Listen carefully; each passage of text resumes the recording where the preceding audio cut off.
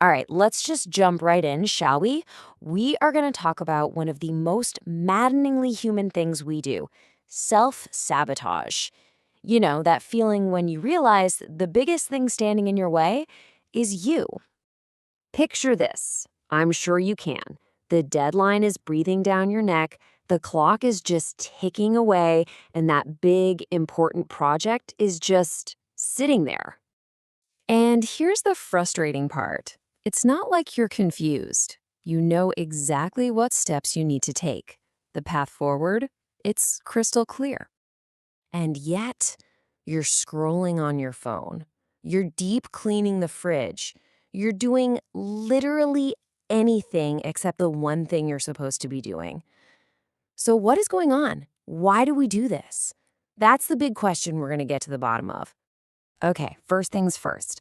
This whole experience, it's actually a predictable psychological pattern. We call it the self-sabotage loop. And the reason we get trapped in it, well, it's probably not what you think.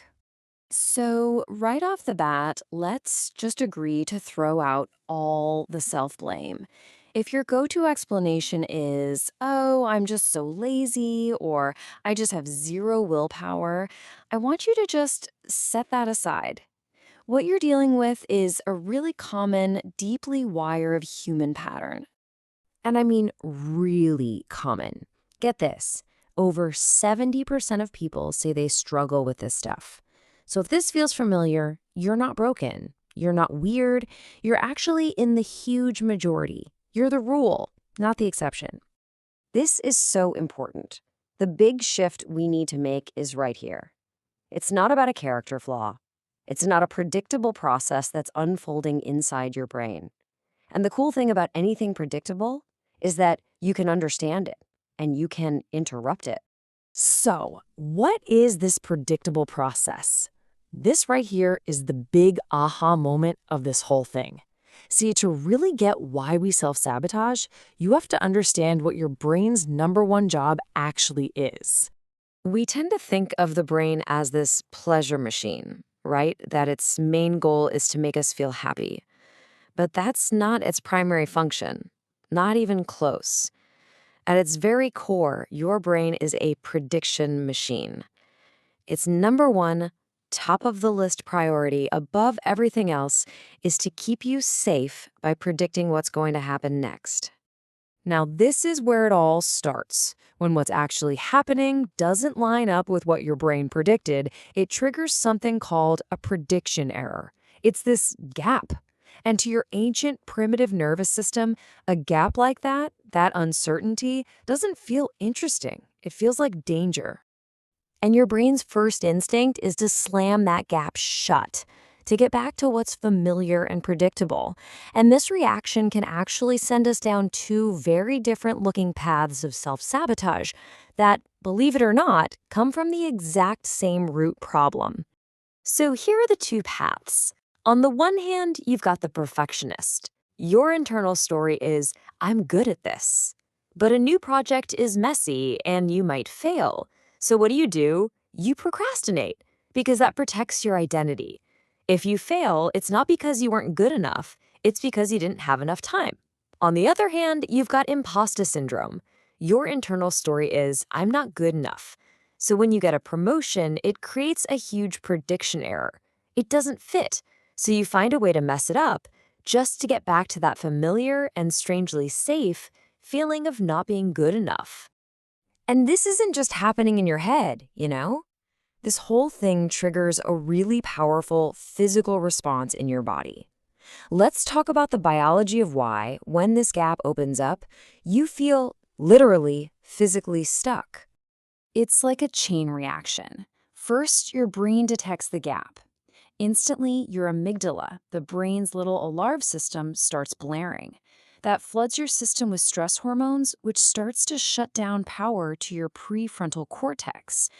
That's the smart, logical, planning part of your brain. And what's the result? The classic freeze response. You're telling yourself to move, but your body just won't cooperate. Okay, so that might sound a little intense. We get the loop, we get the psychology, we get the biology, but here's the really good news. anything that's a predictable pattern can be interrupted. So now let's get into the practical, hands-on tools you can use to break the cycle.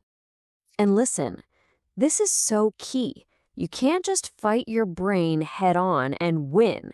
Trying to use more willpower is like trying to yell at a tidal wave. It's not going to work. The goal is to be smarter. It's to work with your brain's wiring and just gently interrupt the pattern before it takes over.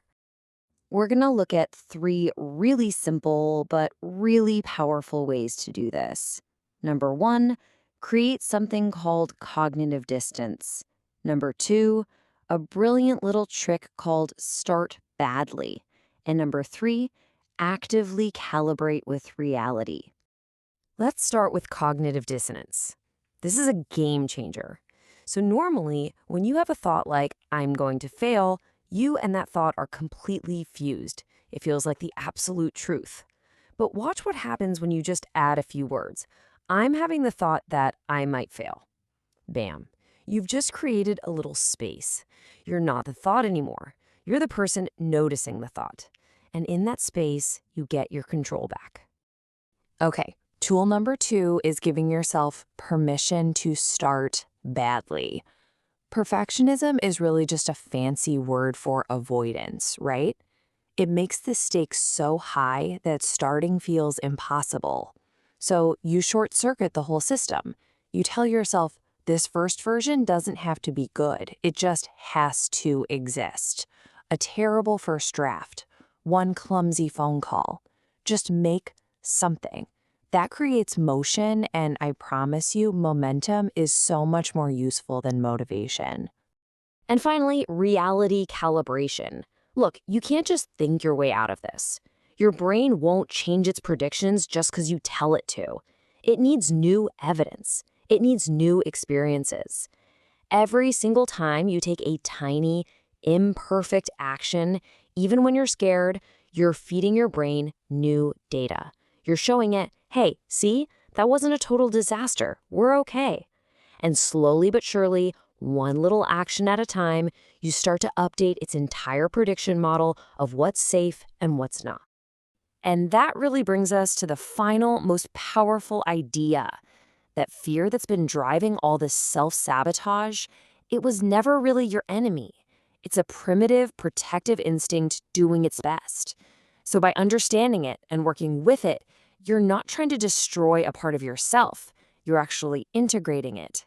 And you're finally becoming the person that your fear was so desperately, and yeah, kind of clumsily, trying to protect all along.